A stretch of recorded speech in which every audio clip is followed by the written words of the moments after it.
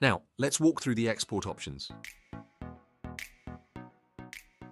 Located in the top right corner of your screen.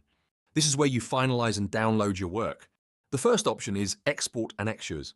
This feature exports a detailed view of your calculations, capturing everything from the Calculator section.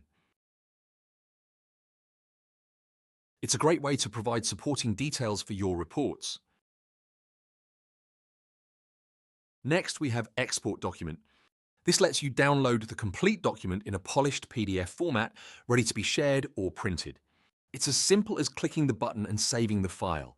You can also customize the PDF with headers and footers before exporting for a professional finish. In addition to PDFs, you can export the document as a Word file. Simply select the Word option in the Export menu to download an editable version of your document.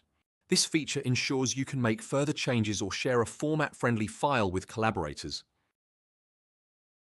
And that's all about the export options. Whether it's annexures or the full document, these tools ensure you can effortlessly save and share your work.